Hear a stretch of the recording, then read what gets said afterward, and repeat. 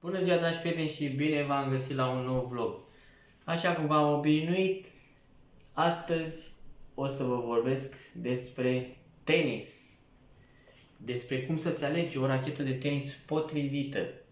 Ei bine, pentru a-ți alege o paletă de tenis potrivită, trebuie să te gândești în primul la înălțimea ta, la greutatea ta și apoi poți să decizi să-ți iei o rachetă pe măsura ta, adică o rachetă mai mică, sau dacă ești mai înalt, să-ți iei o rachetă mai mare.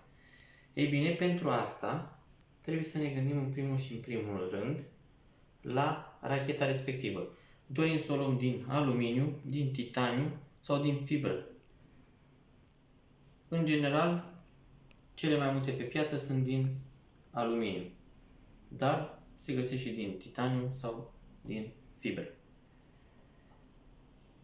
Pentru, să zic așa, amatori, cele mai bune palete sunt cele din aluminiu.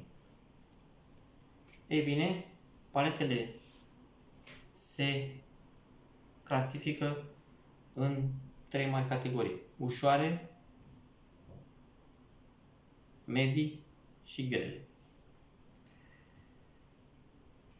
Mai avem o categorie privind racordajul. Ce înseamnă racordaj? Aceste liniuțe, care sunt în general din fibre sintetice, dar pentru profesioniști sunt din intestin de oaie. Ei bine, acest racordaj, cu cât e mai des, cu atât paleta e mai tare și atunci când lovești o minge, toate vibrațiile îți sunt transmise prin paletă direct în mână și în număr. Pentru a-ți da seama care este raportul racordajului, putem să numărăm aceste fibre. Avem aici 1, 2, 3, 4, 5, 6, 7, 8, 9, 10, 11, 12, 13, 14, 15, 16, 17, 18. Și pe verticală avem 1, 2, 3, 4, 5, 6, 7, 8, 9, 10, 11, 12, 13, 14, 15, 16, 17, 18, 19. Deci asta e 19 ori 18. În general, cele mai multe palete au 16 cu 19. 16 așa și 19 așa. Asta sigur are 16. 1, 2, 3, 4, 5, 6, 7, 8, 9, 10, 11, 12, 13, 14, 15, 16. 16 cu 19. Deci asta o să producă mai puține vibrații când lovim cu paleta. Bun. Haideți să vă arăt exact cum poți să-ți alegi o paletă pe măsură cu câteva lucruri pe care le ai în casă la îndemână și care pot fi foarte simplu de utilizat. În primul rând avem nevoie de o ruletă, avem nevoie de un creion, un cântar și mâna cu care joci. Bun. Haideți să vă arăt cum să vă alegeți o rachetă pe măsură. Luăm racheta în mână, da? O ținem așa, cum jucăm noi cu ea. Bun. Și acum începem măsurătoarea. Cum măsurăm? Băgăm degetul arătător și trebuie să atingem degetul mare. Și dacă atingem degetul mare, înseamnă că este o rachetă pe măsura mea. Vedeți, dacă ating și degetul ăsta și asta e o rachetă pe măsura mea. Acum am să vă arăt la cea de-a doua rachetă. Racheta aceasta e mare de mine. Racheta aceasta, eu, dacă bag degetul arătător pe mijloc, nu mai pot atinge. Nici aici, nici aici. Aceasta este o rachetă foarte mare pentru mine. Eu am o înălțime de 1,73 m. Deci, racheta asta este mai bună. Acum am să vă arăt și așa, ca să vedeți diferența. Deci, uitați, e mai mică cu 2 cm jumate, poate chiar 3. Bun, haideți să vă arăt de ce avem nevoie de aceste ustensile. Păi, luăm un creion, punem la jumatea mesei și încercăm să-i găsim punctul de echilibru al acestei palete. După ce găsim punctul de echilibru al paletei, o să măsurăm cu ruleta. Ăsta e punctul de echilibru, se vede, da? Măsurăm cu ruleta de la creion până în capătul rachetei. Deci, în capătul rachetei, adică în capătul mânerului. nu spre vârf. Și observăm că are 35 de centimetri. Ceea ce înseamnă că această rachetă este destinată jocului pe spate, adică nu jocului la fileu.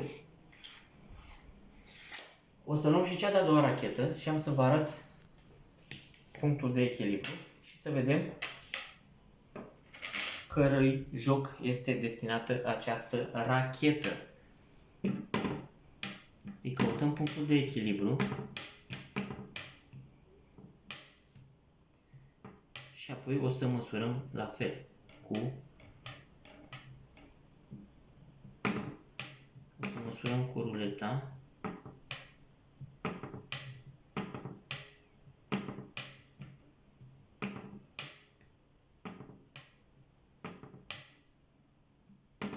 Pentru asta să avem multă răbdare ca să găsim punctul de echilibru, că se pare că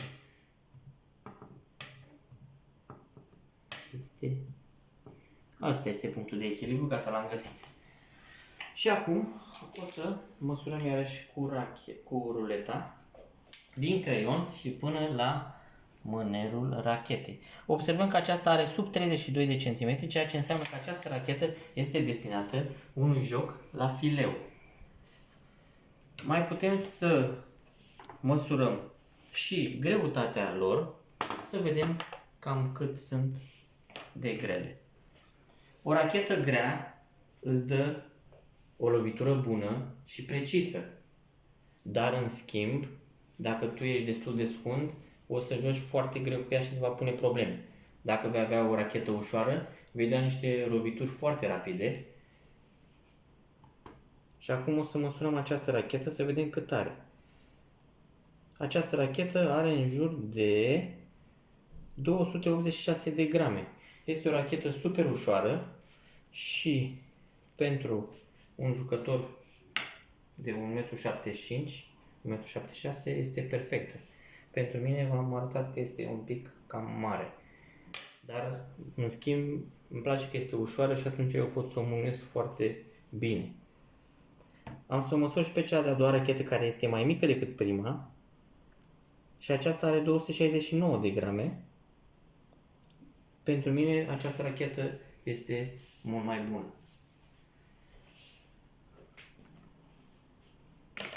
Rachetele de tenis, în general, sunt la prețuri destul de acceptabile.